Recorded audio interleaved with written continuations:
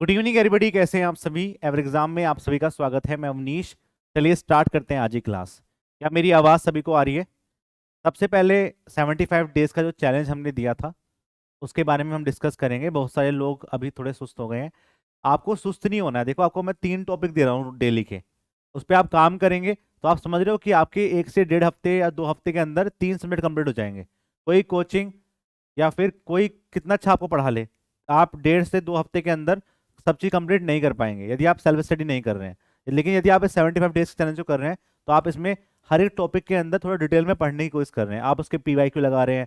तो क्या हुआ कि उस चीज़ में आपकी चीज़ें दिमाग में घुस जा रही हैं और साथ में आप टेस्ट भी दे रहे हैं, तो उससे चीज़ें याद रहेंगी। तो भाई आपको जरूर करना है ये, चाहे आपके ऊपर प्रेशर पड़े, चाहे आपसे 70% ही क्यों ना हो।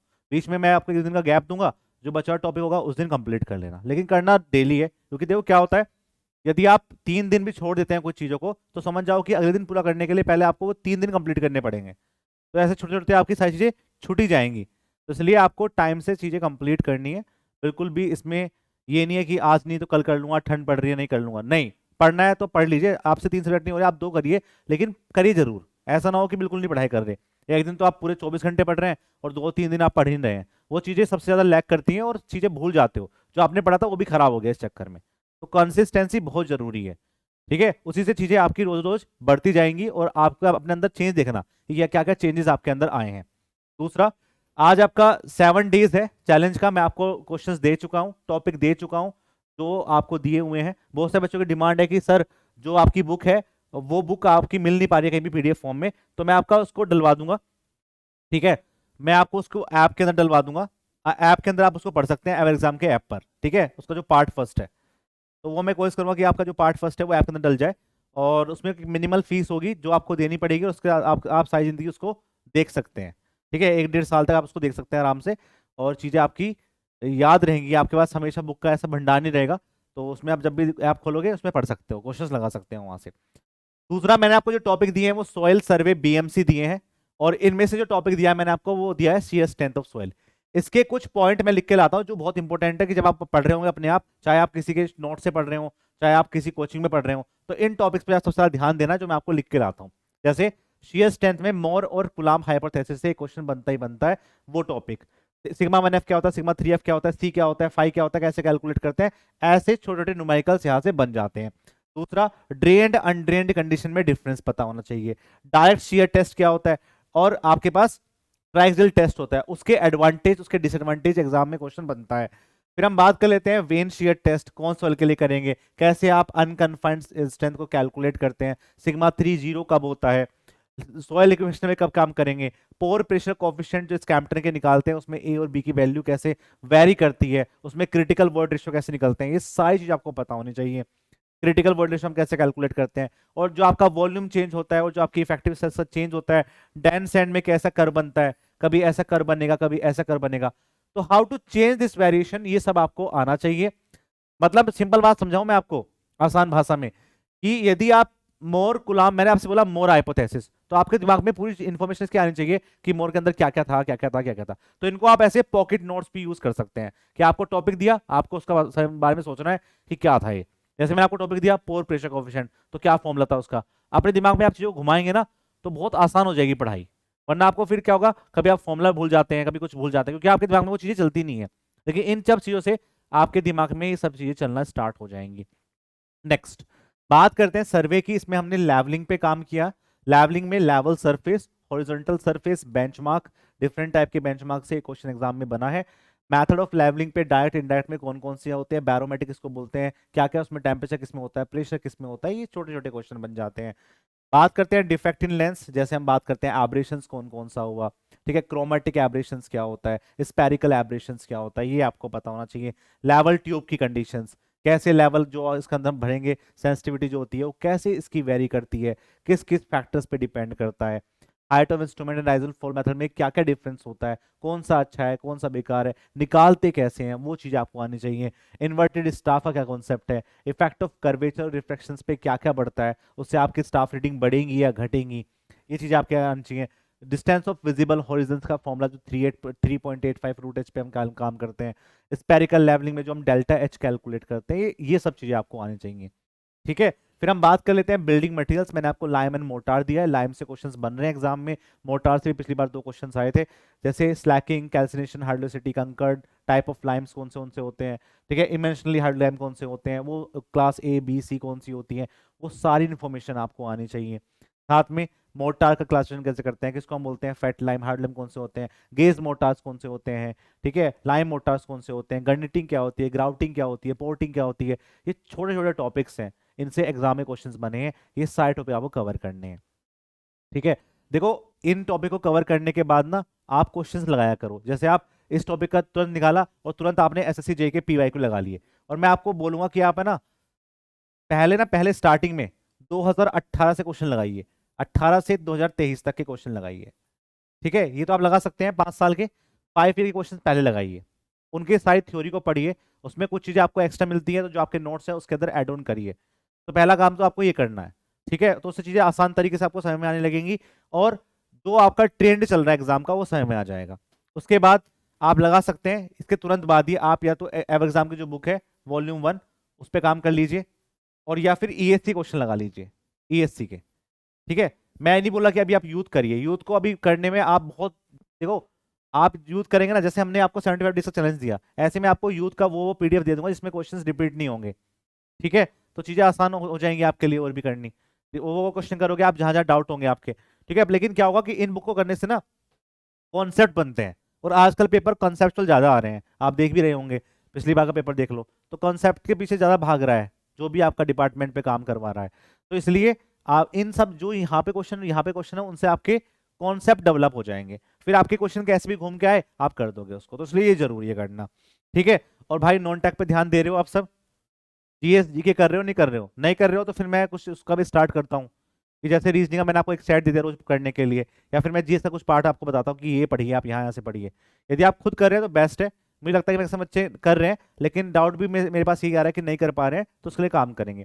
दूसरा, ये 75 डेज का चैलेंज चल रहा है, आप घर पे पढ़ाई करना करना चाहिए आपको, नहीं कर रहे हो तो फिर दिक्कत आपको होगी बाद में, क्योंकि इतना बड़ा सिलेबस होता है, कंप्लीट नहीं कर पाओगे आप।